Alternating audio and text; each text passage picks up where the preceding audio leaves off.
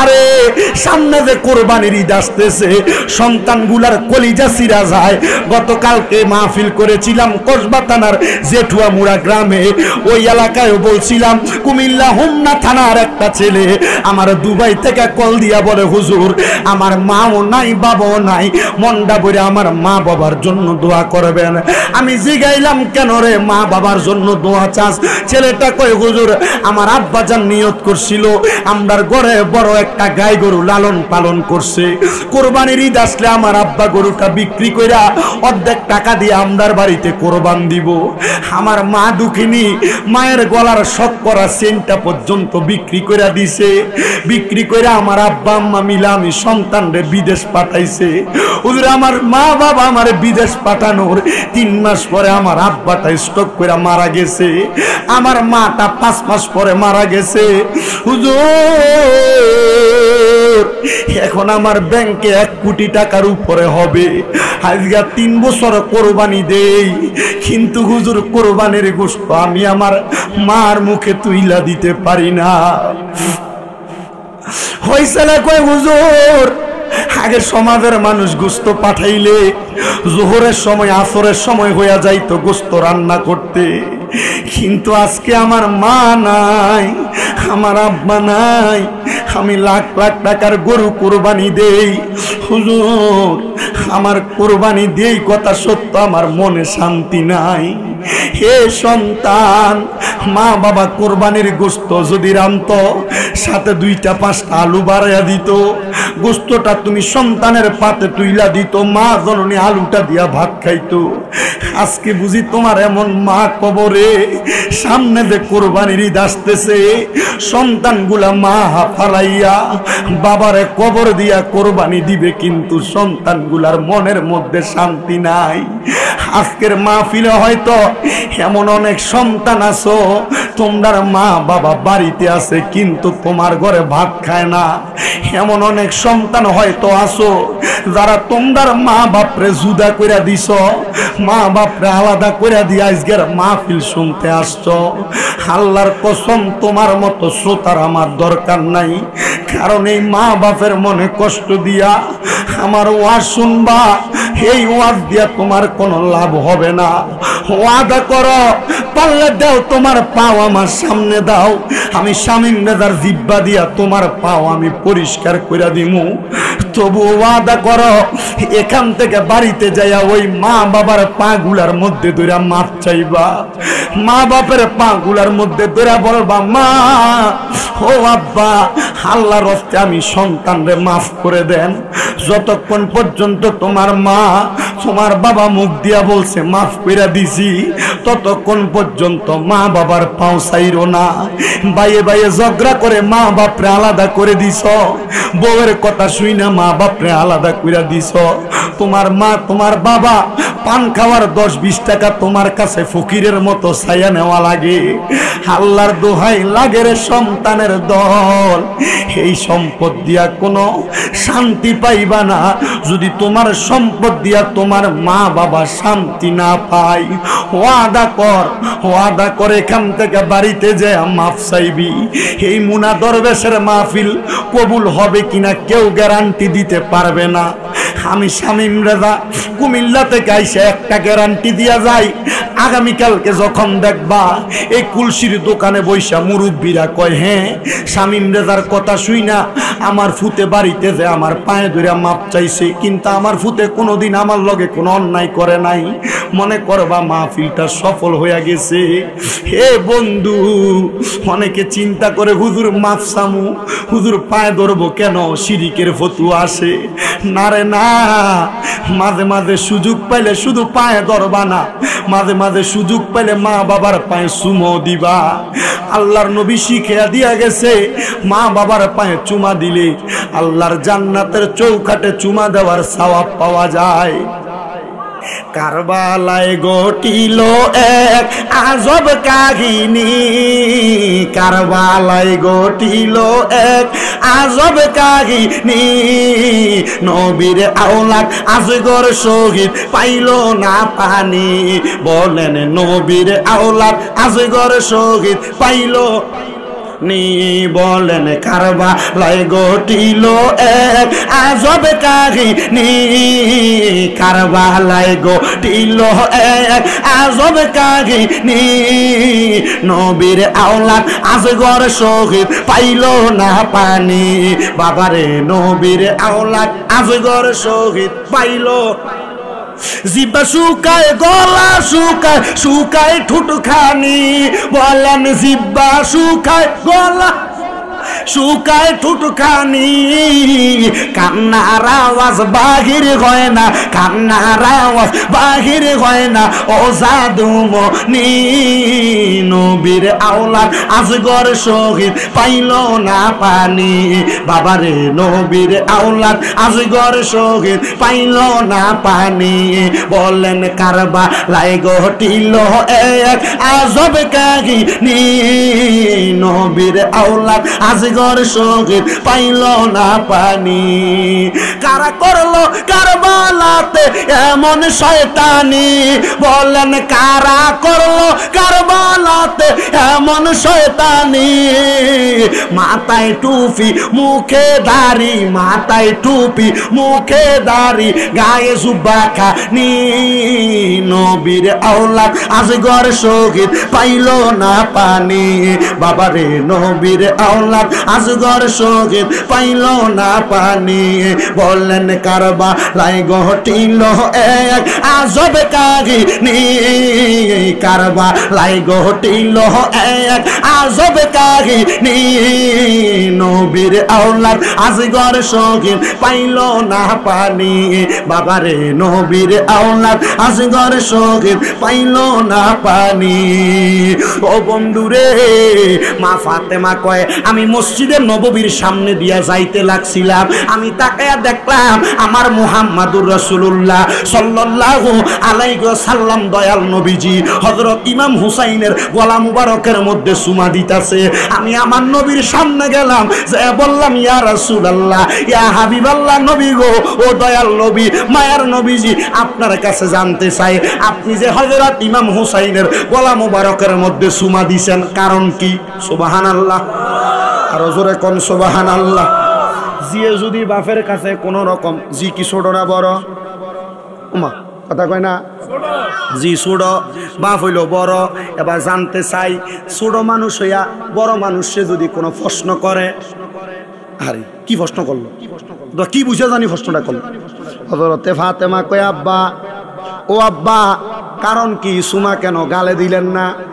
সুমা কেন ঠোঁটে দিলেন না সুমা কেন কপালে দিলেন না আব্বা মাঝে মাঝে দেখে আদর করে বুকেও সুমা দেন ও আব্বা কারণ কি হুসাইনের গলায় কেন সুমা দিছেন আল্লাহর কসম মা ফাতেমা নিজে বর্ণনা করে হাদিসটা ডাক দিয়া কয় জগৎবাসী আমি আমার আব্বারে এর চাইতে বেশি আর কোনোদিন কাঁদতে দেখছি না ছোট ফুলাপান মানুষ দুধের জন্য মার কাছে যেমন ভাবে ওয়া ওয়া করে কান্দে আমি দেখছি রে আমার দয়াল নবী তার চাইতে আরো কেমন জানি বেশি বেশি কান্না করতেছে আমি জিগাইলাম ইয়া রাসূলুল্লাহ ইয়া হাবিবাল্লাহ এভাবে কান্দেন কেন আমার নবী কয় ফাতেমা এই মুহূর্তে জিবরাইল আইসা আমি নবীরে খবর দিছে ফাতেমা রে আমার হুসাইন রে কারবালার ময়দানের ভিতরে এমন কিছু ব্যক্তিরা শহীদ কইরা দিব নবী গো তারা কারা আমার নবী কয় তারা আমি নবীর উম্মত দাবি করব তারার মাথার মধ্যে দাড়ি তারা মুখের মধ্যে দাড়ি থাকবো মাথার মধ্যে পাগড়ি থাকবো শরীরের মধ্যে পাঞ্জাবি থাকবো আমি তাদেরকে নতুন করে আপনাদের কাছে চিনিয়ে দিতাম চাই না তাদের পরিচয় আপনারা সবাই জানেন আবেদ সাল মাদানি তারারে চিনিয়ে দিয়া গেছে আল্লামা শাহরাস্তি চিনিয়ে দিয়া গেছে আব্দুল মান্নান মুনা দরবেশ আপনারা চিনিয়ে দিয়া গেছে আমি বইলা মানুষের মাঝে দ্বন্দ্ব তৈরি করতে চাই না তবে একটা কথা মনে রাখবা এদেরকে এমনি চিনবা কারণ কারবালার মাস আসলে আমরা ইমাম হুসাইনের স্মরণে মাহফিল করি এদেরকে স্মরণ করি এরারে কোনোদিন কারবালার ওয়াজ করতে দেখতা না যারা দেখবা এমন ভাবে কারবালার ওয়াজের কথা তারার মুখে দিও নাই বুঝা নইবা তারাই হইল ওই ফন্তিরা ঠিক আছে না কারণ নাম করার দরকার আছে আমি কইতাম ওহাবি উমক উমক উমক দরকার আছে আমার কেউ কথার দরকার নাই দেখবেন বর্তমান সমাজের ভিতরে এক সোয়াদে কারবালার হালে ভাই তার আলোচনা আমরা করি না করি একটা শ্রেণীর লোক একটা না কয়েকটা শ্রেণীর লোক আছে যারা এই কারবালার আলোচনার কোনো মূল ধারাবাহিকতা এরা টানেই না এরা বদর যুদ্ধ উহুদের যুদ্ধ খন্দকের যুদ্ধ এগুলার ওয়াজ করবে কিন্তু কারবালার যুদ্ধের ওয়াজ করে কারণ কি? কারবালার যুদ্ধের ওয়াজ করলে নবীর ফেম আর মহব্বতের ওয়াজ করা লাগবে। ঠিক আছে নি? আল্লাহ আল্লাহ তাআলা আমাদেরকে সহি সমঝ দান করুক, জোরে কোন আমিন। আমার দয়াল নবী কয়, ফাতেমা এই মুহূর্তে জিবরাইল আমারে খবর দিয়ে গেছে। নবী গো কি খবর দিছে? আমার দয়াল নবী কয়, ইমাম হুসাইন কারবালায় যাইব, কারবালায় যায় যুদ্ধ করব, হুসাইনের তরবারি থেকে কেউ বাঁচবে না, কিন্তু ইমাম হুসাইনকে সর্বশেষ তারা ওই জায়গার মধ্যে শাহাদাত করে দিব। শাহাদাত হওয়ার আগে আমার হুসাইন কারবালায় নামাজ পড়ব 2 রাকাত। ফাতেমা রে আমি কান্দি এই জন্য আমার হুসাইন 2 রাকাত নামাজ পড়ব, প্রতি রাকাতে সেজদা হয় কয়টা? কথা কন্যা কয়টা? 2টা সেজদা। ফাতেমা 2 রাকাত নামাজে সেজদা 4টা, আমার হুসাইন 4টা সেজদা দিবে না। নবী গো ও আমার পানের আব্বা দান দিব কয়টা? কই দিব 3টা। নবী গো হাকিকতটা কি জানতে চাই? আমার দয়াল নবীজি বলে, হাকিকত তো বানামু আমি দয়াল নবী, কারণ আমি দয়াল নবী উম্মতে মুহাম্মদীর জন্য ধর্ম, যারা এই ধর্ম পালন করব তারা হইব ধার্মিক। সুবহানাল্লাহ কোন মিয়া, আরো জোরে কোন না সুবহানাল্লাহ। নবী গো ইয়া রাসূলুল্লাহ কি ধর্ম বানাইছেন? আমার নবী কয়, শুনো রে ফাতেমা, আমার আল্লাহ খবর পাঠাইছে আমার হুসাইন নাকি মাত্র সেজদা দিব 3টা। আমি আমার আল্লাহরে কইছি, আল্লাহ জীবনের শেষ নামাজটা কি আপনি শেষ করতে দিতেন না? আমার আল্লাহ আমি দয়াল নবীরে কইছে, ইয়া রাসূলুল্লাহ আপনি তো বলছেন হুসাইন যে কারবালায় শহীদ হইয়া যাইব, কারবালায় শহীদ হওয়ার কারণে আপনি দয়াল নবীরে বিনিময়টা কি দিব? নবী গো আপনি ফাতেমারে জানাইয়া দেন আমার হুসাইনের আরো একটা সেজদাতে বাকি আছে, ওই হাসরের ময়দানে হুসাইন একটা সেজদা দিয়া আপনি নানার উম্মতদেরকে পার কইরা নিবে। আর আমার নবী কয়, আল হাসান ওয়াল হুসাইনু সাইয়্যিদা শাবাবি আহলিল জান্নাহ।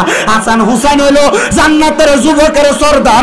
এই কুলসি এলাকার ভাই বাবারা বন্ধুরা, আজকে যে হযরতে আব্দুল মান্নান মুনা দরবেশের মাহফিল সাজাইলা, যেই যুবকেরা এই মাহফিলের মধ্যে টাকা দিয়া পয়সা দিয়া সম্পদ দিয়া শরীক হয়ে গেছো, আল্লাহর কসম তোমরা ঠিকানা হযরত ইমাম হুসাইনের সঙ্গে জান্নাতের মধ্যে হবে। এবার বলেন এই বিশ্বাস আমরার অন্তরে আছে না? না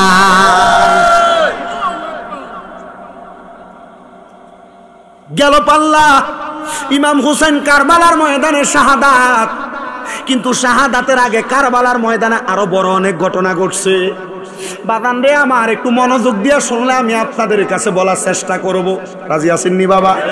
কারবালার ময়দানে মতান্তরে 72 থেকে 73 জন শহীদ হয়েছে। বলেন না কয়জন? 72 থেকে 73 জন। ইমাম হুসাইন কারবালার ময়দানে যাওয়ার আগে, যুদ্ধে যাওয়ার আগে কারবালার ময়দানে আরেকজন, এই 72 জনের মধ্যে একজন ছিল যার নাম হযরতে আব্বাস আলমদার। মারহাবা কন্যা মিয়া। এলাকার মধ্যে অনেক মানুষ আছে, যার মধ্যে কিছু মানুষ ভালো কামেও নাই, খারাপ কামেও নাই। এবারটার কাম হইলো ঘরে ঢুকে, ঘর থেকে নামাজের টাইমে নামাজে যায়, আবার ঘরে ঢুকে যায়, মানে সরল সোজা মানুষ আছে না? হযরতে আব্বাস আলমদারের পরিচয় দেখলাম, আব্বাস আলমদার এমন সরল মানুষ ছিলেন, দুনিয়ার কোনো কাজে যাইতেন না। ইমাম হুসাইন কারবালায় যাইবেন, ফুরাত নদীর পারে পানির জন্য হযরতে আলী আসগর, ইমাম হুসাইনের ছোট ছেলের নাম, বড় ছেলের নাম হযরতে আলী আকবর। হযরতে আলী আসগরের জিহ্বা শুকিয়ে গেছে। ইমাম হুসাইন কয়, আল্লাহর কসম পানির জন্য কারবালার ময়দানের মধ্যে আমার আলী আসগরের জিহ্বা যখন শুকিয়ে গেছে, এমনও সময় ছিল আমি ইমাম হুসাইনের শুকনা জিহ্বাটা আলী আসগরের মুখের মধ্যে দিয়া দিছি। আলী আসগর আমার জিহ্বাটারে এমন ফোসা ফুসছে রে, আল্লাহর কসম আমার মনে হয় এক ফোঁটা থুতুও বাইর হয় নাই। আমাদের আলী আসগরের পানির পিপাসায় যখন আত্মহারা হয়ে গেছে, আমি যখন কারবালার ময়দানের মধ্য থেকে ফুরাত নদীর পারে যাবো, ফুরাত নদীর পারে যাওয়ার সময় আমার হযরতে আব্বাস আলমদার সামনে দাঁড়ায় গেছে। সামনে দাঁড়ায় ডাক দিয়া কয়, হুসাইন ও হুসাইন, ও নবীর কলিজার টুকরা, আপনি কারবালার ময়দানে যাবেন না। বলে কেন? বলে এর আগে তারা 70 জনরে মারছে, যদি আপনারও মাইরা ফালায় কারবালার ময়দানে শহীদ করে দেয়, আমি আমার দয়াল নবী যদি ময়দানে মাসরে আমি আব্বাসের প্রশ্ন করে আমি আমার নূরের নবীর কাছে জবাব দিতে পারতাম না। আপনি এই জায়গায় অপেক্ষা করেন, আমি আব্বাস আলমদার কারবালার ময়দানের মধ্যে যাইতেছি। হযরতে আব্বাস আলমদার ওনার হাতের মধ্যে পড়া তাসবিহ বিছানা ছাইরা দিয়া আব্বাস আলমদারের একটা পাগলা ঘোড়া, ওই ঘোড়াটার উপরে চড়ছেন। হাতের মধ্যে একটা পানির পাত্র নিছে, পোয়ারা নিছে। আগে পানির পাত্র বানাইতো ওটার যে সামরা সিলাই কইরা কি দিয়া, এটা কি জানি কইতো, পানির মশক হুজুর, হ্যাঁ হাদিস শরীফের ভাষায় এটা মশক কয়। হযরত আব্বাস আলমদার মশকটারে ড্রাম কাদের মধ্যে লইয়া আব্বাস আলমদার সামনের দিকে যাইতেছে, সামনের দিকে যায়। হযরত আব্বাস আলমদার ফুরাত নদীর মধ্যে নামছে, ঘোড়ার পিঠে বসা, ঘোড়ার পিঠ থেকে নামে নাই। আব্বাস আলমদার কয় ঘোড়ার পিঠের মধ্যে বৈশা যখন আমি ফুরাত নদীর মধ্যে নামলাম, ফুরাত নদীর মধ্যে নামার সঙ্গে সঙ্গে রে আমি আব্বাস আলমদার এবার একটা পানির পাত্রের মধ্যে মশকের মধ্যে কইরা পানিটা নিয়া মশকটা আমার ঠোঁটের সামনে নিছি, আমার ঠোঁটটারে বিজামু। এমন টাইমে আমি আব্বাস আলমদারের মনে হইয়া গেছে, আরে কারবালার ময়দানের মধ্যে নবীর কলিজার টুকরা নাতি ইমাম হুসাইন, নবীর কলিজার টুকরা নাতি ইমাম হুসাইনের বড় ছেলে হযরত আলী আকবর, নবীর কলিজার টুকরা নাতি ইমাম হুসাইনের বউ হযরতে সাহারা বানু, নবী বংশের পরিবারের মানুষ হযরত সকিনা, নবী বংশের পরিবারের মানুষ হযরত ইমাম হাসানের বউ, এরা সবাই কারবালার ময়দানের মধ্যে পড়ে রইছে। আমি যদি আগে পানিটা খাই আর যদি তারারে পানিটা না পান করাই, আমার মনে হয় আমি রহমাতুল্লিল আলামিন নবীর দরবারে উত্তর দিতে পারবো না, জবাব দিতে পারবো না। আব্বাস আলমদার কয় আমি পানিটা পান না কইরা মশকটা পুরাইয়া মশকটারে আমার কাদের মধ্যে নিছি, গোড়াটার মধ্যে উঠতে দেরি আল্লাহর কসম রে আমার চারিদিক দিয়া এদিদের দলেরা গেরান দিয়া ফালাইছে। আমার চিন্তা হইল আমার মনে হয় তারা পানিটা নিয়ে কারবালার ময়দানে যাইতে দিবে না। আমি আবার ওই গোড়াটারে এমন ভাবে চালাইতে লাগলাম, সামনের দিকে যাইতে দেরি আমার এজিদের দলেরা আমার ডান হাতটার মধ্যে একটা কোপ দিছে, আমার ডান হাতটা আলাদা হয়ে গেছে। আমি আমার পানির মশকটারে বাম হাতের মধ্যে লইয়া বাম হাতের থেকে লইয়া আমার মুখের মধ্যে দিছি, বাম হাত দিয়া গোড়াটার যখন চালাইতে লাগলাম গোড়াটা সামনের দিকে যায়। এজিদের দলের মধ্যে মালিক ইবনে মারওয়ান নামক একটা লোক আমার বাম হাতের মধ্যে এমন একটা কোপ লাগাইয়া দিছে রে, আমার কোপটা দেওয়ার সাথে সাথে আমার বাম হাতটা আলাদা হইয়া পড়ে গেছে। আমি গোড়ার পিঠে এখনো বসা, পানির মশকটা আমার মুখের মধ্যে নেওয়া, আমার কল্লাটা তারা আলাদা করে দিছে। এমন টাইমে যখন হযরতে আব্বাস আলমদারের দেহটা ফুরাত নদীর পারে পড়ে রইছে, হযরত ইমাম হুসাইনের বড় ছেলে আলী আকবর ডাক দিয়া কয় আব্বা আমার মনে হয় কারবালার ময়দানের মধ্যে আমাদের কলিজার টুকরা চাচা যান হযরতে আব্বাস আলমদার কারবালায় শহীদ হয়ে গেছে। আব্বা ও অনুমতি দেন আমি এই মুহূর্তে কারবালার ময়দানে ফুরাত নদীর পারে চলে যায়। আমার জায়গা হবে নি আমার মরা লাশের লাইগা, মসজিদের পাশে আমার কবর দিও কইরায় আমার জায়গা হবে নি, আমার জায়গা হবে আমার মরা লাশের লাইগা, মসজিদের পাশে আমার কবর দিও কইরায় আমার জায়গা হবে নি। এলাকাবাসী রে আমি তোমরার ছেলে সন্তান কয়দিনের লাগিয়া, মরার পরে সবাই আমায় যাবে রে বলিয়া। এলাকাবাসী রে আমি তোমরার ছেলে সন্তান কয়দিনের লাগিয়া, মরার পরে সবাই আমায় যাবে রে বলিয়া। ওরে কষ্ট হইল 3.5 হাত মাটি দিও কুইরায় আমার জায়গা হবে নি, আমার জায়গা হবে মরা লাশের লাইগা, মসজিদের পাশে আমার মসজিদের পাশে আমার কবর দিও কইরায় আমার জায়গা হবে নি।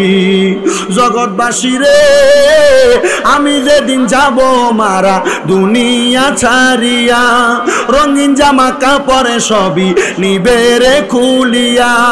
ওরে সাদা আমার কিনে কাপড় আমার দিও রে পরাইয়া, আমার জায়গা হবে নি, আমার জায়গা হবে আমার মরা লাশের লাইগা, মসজিদের পাশে আমার কবর দিও কইরায় আমার জায়গা হবে নি। ইমাম হুসাইনের বড় ছেলে হযরতে আলী আকবর বাবারে ডাক দিয়ে কয়, আব্বা, হযরতে আব্বাস আলমদার চলে গেছেন ফুরাত নদীর পারে, এখনো আসে নাই, অনুমতি দেন, এখনই আমি ওই আব্বাস আলমদার যেখানে ফুরাত নদীর পারে যে আমি একটু পানি নিয়ে আসবো। ইমাম হুসাইন বলে, বাবা অনুমতি দিলাম। হযরতে আলী আকবর যখন হযরত ইমাম হুসাইনের অনুমতি নিয়ে রওনা করলেন, কারবালার ময়দানের মধ্যে যাইয়া হযরত আলী আকবর ইয়াজিদ বাহিনীর সঙ্গে যুদ্ধের মধ্যে লিপ্ত হয়ে গেছে। যুদ্ধ করতে করতে করতে করতে হযরতে আলী আকবর যখন যুদ্ধটা আর করতে পারতেছেন না, শরীরের সব শক্তি নিশক্তি হয়ে গেছে, হযরতে আলী আকবর ঘোড়াটারে চড়তে চড়তে হযরত ইমাম হুসাইনের সামনে চলে আসছে। আর কথাও বলতে পারতেছেন না যুদ্ধ করতে করতে। আলী আকবর হযরত ইমাম হুসাইনকে ডাক দিয়া কয়, আব্বাই ও দেখছেন নি এজিদের দলেরা আমার পিঠের মধ্যে তরবারির আঘাত করছে, ডান হাতের মধ্যে আমারে তীর মেরে দিছে, আমার মাথার মধ্যে তারা তরবারি দিয়ে আঘাত করছে। আব্বা, আমি পানির পিপাসা সহ্য করতে পারি না, আপনি আমার একটু পানির পিপাসা নিবারণ করেন। ইমাম হুসাইন ডাক দিয়া কয়, আমি বুঝতে পারলাম মনে হয় আলী আকবর আর বেশিক্ষণ দুনিয়াতে থাকবে না। এজন্য দেখবেন আল্লাহর হাবিব সাল্লাল্লাহু আলাইহি সাল্লাম নিজে ঘোষণা করতেছে, যদি কোনো মানুষ মৃত্যুর যন্ত্রণায় ছটফট করে, আমরা মাঝে মাঝে মুহাব্বত করে মায়া করে নিয়ে মুখে একটু পানি দিয়া দেই। নবী কই, উম্মত না রে না, মৃত্যু ছটফটাইলে কোনো মানুষের মুখের মধ্যে পানি দিও না। নবী গো কেন? কারণ ওই সময় শয়তান তার সামনে দাঁড়াইয়া থাকে, ওই পানির মধ্যে প্রস্রাব করে দেয়, ওই পানিটা মুখের মধ্যে নেওয়ার কারণে তার ঈমান হারা হওয়ার সম্ভাবনা আছে। হযরতে আলী আকবর যখন ইমাম হুসাইনের কাছে পানি চাই, ইমাম হুসাইন ডাক দিয়া কয়, আরে তোমারে আমি দুনিয়ার পানি কই থেকে পান করাবো? চিন্তা করো না, কিছুক্ষণ পরে শাহাদাত বরণ করবা। ইন্তেকাল করার পরে আমার নানা মুহাম্মাদুর রাসূলুল্লাহ ময়দানে মাশরের মধ্যে হাজির হওয়ার আগে যখন তোমারে কবরের মধ্যে বিসমিল্লাহি ওয়া আলা মিল্লাত রাসূলিল্লাহ বলে কবরে রাখবো, ওই কবরে তোমার জন্য কাউসারের পানি লইয়া দাঁড়াইয়া রইছে।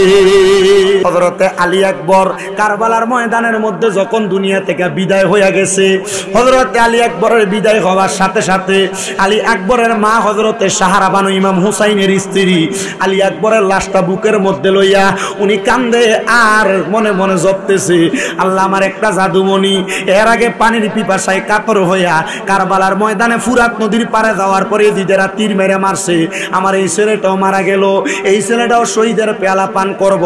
এবার একজন আশেক সুরে সুরে বলে, আল্লাহকে মারলো রে মায়ের যতনের রতন, কে কারিয়া নিল মায়ের বুকের জাদু দন, আল্লাহ কে মারলো রে, আল্লাহ কে মারলো রে মায়ের যতনের রতন, কে কারিয়া নিল মায়ের বুকের জাদু দন, আল্লাহ কে মারলো রে। আল্লাহ কাসেমের লাশ গোরার পৃষ্ঠেতে চড়িয়া আপন স্বজনের মাঝে পৌঁছিল আসিয়া, ওরে তারে মাইরা অন্ধারে করলো মদিনার ভুবন, আল্লাহ কে মারলো রে, আল্লাহ কে মারলো রে মায়ের যতনের রতনে, কে কারিয়া নিল মায়ের বুকের জাদু দন, আল্লাহ কে মারলো রে। আল্লাহ কাসেমের লাশ স্বজন যখন দেখিল, আসমান ভাঙ্গা যেন তাদের মাথাতে পড়ল, ওরে ঘরে বাইরে লাগলো আগুন কাসেমের গিয়া, আল্লাহ কে মারলো রে, আল্লাহ কে মারলো রে মায়ের যতনের রতনে, কে কারিয়া নিল মায়ের বুকের জাদু দন, আল্লাহ কে মারলো রে। বন্ধুরে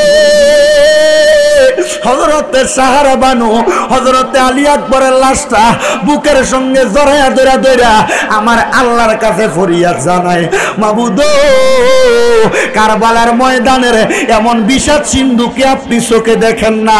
আমার চোখের সামনে আমি মারে এতিম বানায়া দিয়া আমার কলিজার টুকরা সন্তান বিদায় হইয়া গেছে। আল্লাহ গো, আমি মা দোয়া চাই আমার শহীদ সন্তানদের উসিলায় আমরা আহলে বায়াতদেরকে আপনি কবুল করে আনেন।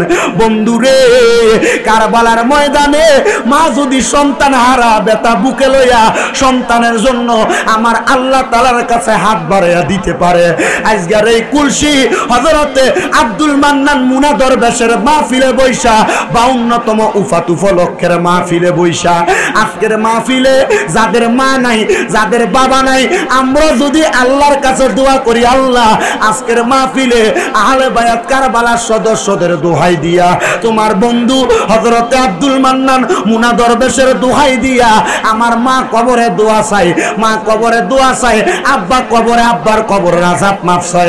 আমি জানতে চাই আমার আল্লাহর কাছে দোয়া করলে আমার আল্লাহ ওই দোয়া কবুল করতে পারে কি পারে না? আরো জোরে বলেন, পারে কি পারে না?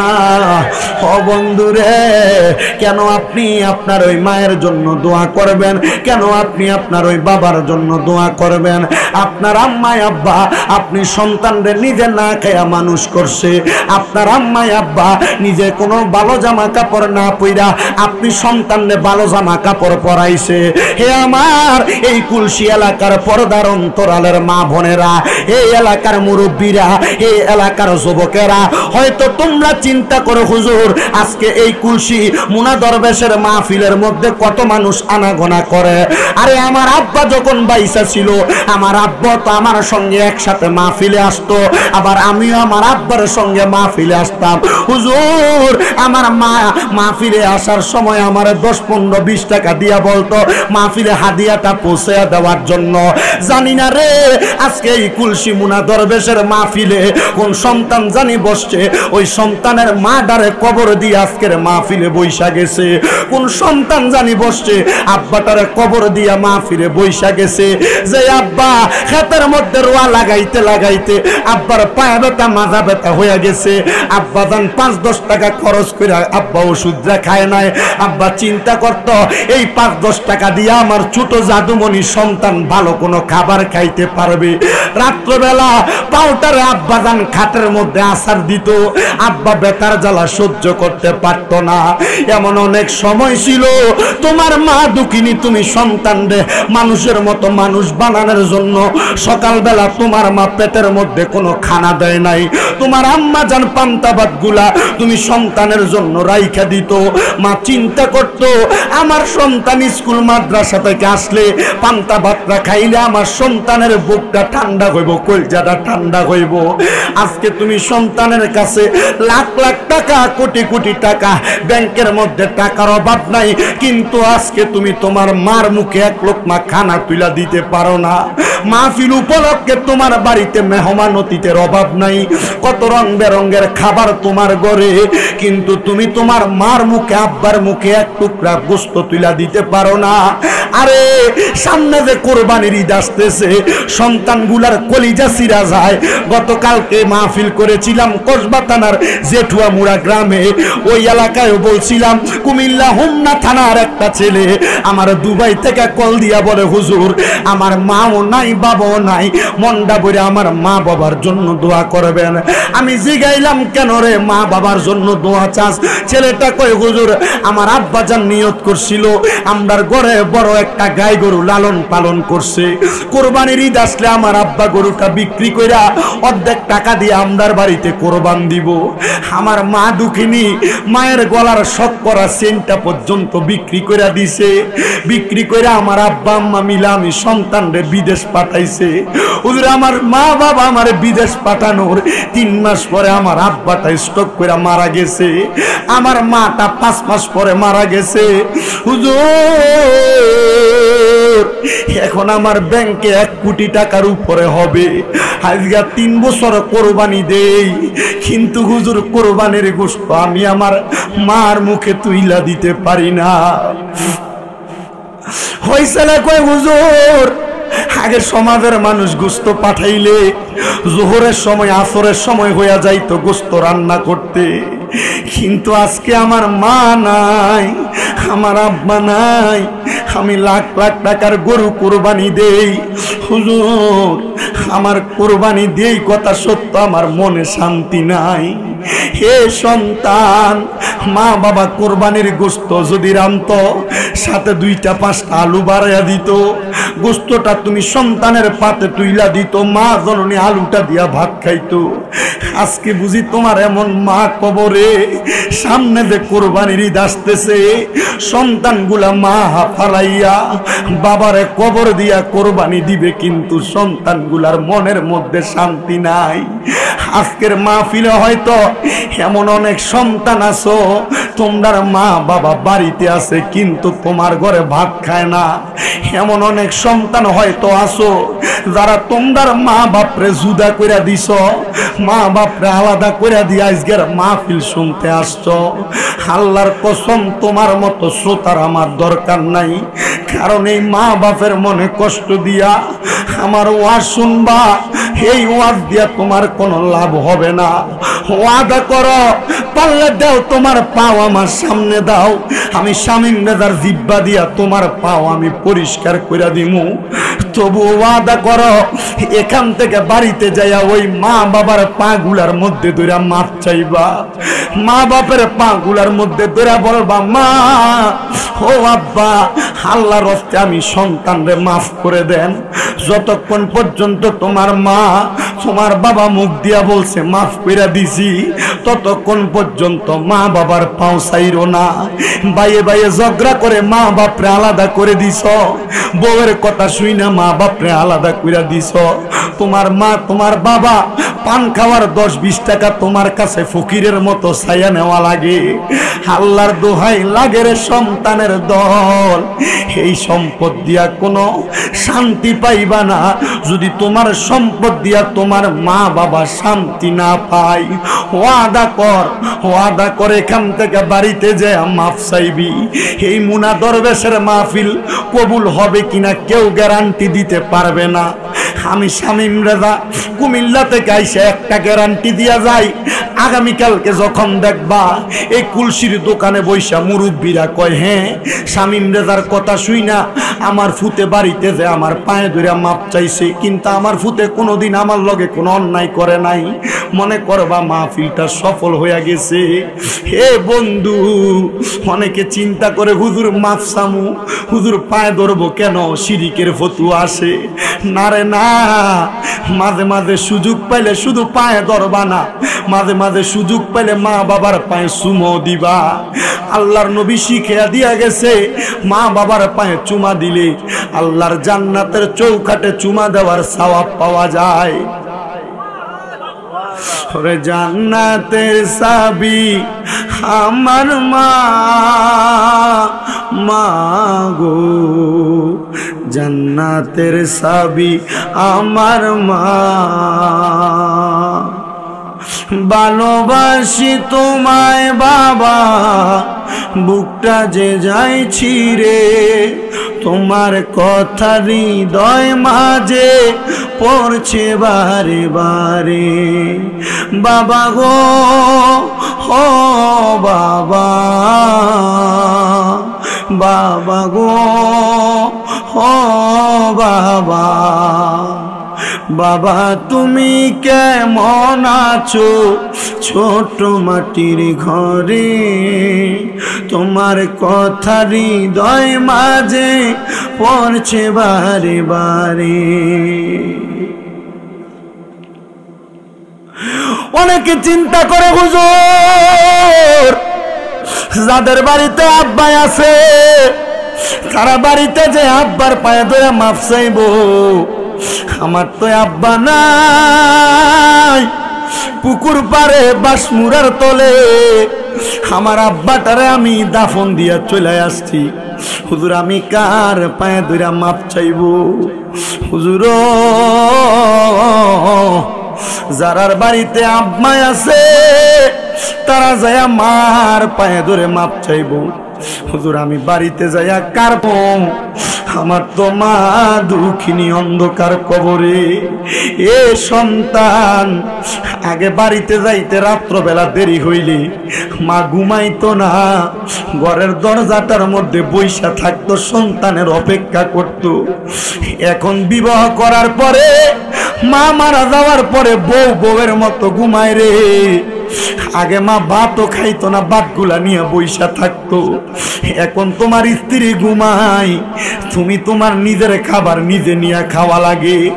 আজকে তোমার মা যদি বাইচা থাকতো রে সন্তান, মার কদমে ধরে মাপ চাইতা।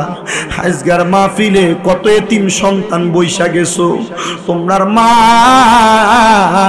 তোমরার আব্বা তোমরারে লাখ লাখ টাকার সম্পদ দিয়া গেছে। কই রে, মা বাপ তো লাখ লাখ টাকার সম্পদ গুলা কবরে নিছে না, মা বাপ তুমি সন্তান রে দিয়া গেছে। কই রে, তুমি সন্তান দি বছরে একবারও মা বাপের কবরে যাইতে তোমার মনে থাকে না। এখানে হয়তো এমন অনেক সন্তান আছে যারা কবরস্থানের সামনে গেলে মা বাবার কবর চিনো কিনা জিজ্ঞাসা করলে কবর চিনিয়ে দিতে পারবে না। তোমার সন্তান, তোমার মা বাবা তোমার যে লাখ লাখ টাকা জায়গা দিয়া গেছে, একবার চিন্তা করো, ওই বাড়িতে যদি তুমি মাসে 5,000 টাকা ভাড়া দিয়া থাকতা, 12 মাসে 60,000 টাকা ভাড়া দেওয়া লাগতো। তোমার মা বাপ তো তুমি ফুতের কাছে ভাড়া চায় না 60,000 টাকা। এ সন্তান, তোমার কাছে তোমার মার জন্য বাবার জন্য 60,000 টাকা চাইলাম না। বলে হুজুর, আমার মা বাপ বাচ্চা থাকলে যদি অসুস্থ হইতো মাসে 1,000 টাকার ওষুধ খরচ লাগতো, 12 মাসে 12,000 টাকা আমার মা বাবার পেছনে যাইতো। হুজুর, আমার মা কবরে, আমার আব্বা কবরে, আমার আম্মা আব্বার লাগে একটু খাস করে দোয়া করবেন। আম্মা আব্বার জায়গা সম্পত্তি আমি ফুতে ব্যবহার করি, আমারে বাড়ি দিয়া গেছে, ক্ষেত পাথরে জায়গা দিয়া গেছে। ওই মা বাবার জন্য দোয়া চাইয়া হুজুর আগামী বছরে মাহফিলটার মধ্যে আমি আমার মার নামে 10,000 টাকা দিমু, আমার আব্বার নামে 10,000 টাকা দিমু। গত বছর একটা ছেলে মাহফিলের মধ্যে একটা গরু দান করছে একজন। আগামী বছর ওই লোকটা যদি একটা গরু দান করে, তার জন্য খাস করে দোয়া করা হবে। আসেননি এমন কেউ, হুজুর আমার মা নাই দোয়া কইরেন, আব্বা নাই দোয়া কইরেন, আব্বা আম্মার জায়গা সম্পত্তি ব্যবহার করি, আমি আমার মা বাপের নামে 10,000 টাকা দিমু। একজন যদি তাকে হাতটা বাড়াইবেন, তার জন্য খাস করে দোয়া করা হবে। আসেনি কেউ, হুজুর আমার মার জন্য বাবার জন্য দোয়া করবেন, আমি 10,000 টাকা মাহফিল আগামী বছর দিমু। প্রতি মাসে 1,000 টাকা করে জমাইলে 12 মাসে 12,000 টাকা হইব। একজন শুধু হাতটা তুলবেন, হুজুর আমার মা বাবার জন্য আমি দিমু 10,000। আসেনি কেউ? 10,000 দেওয়ার মতো আসেনি এলাকার? আছে, আছে এলাকায় পয়সাওয়ালার অভাব না। আপনার মা বাপ, আমি আগেও বলছি যে জায়গা দিয়ে গেছে, আপনি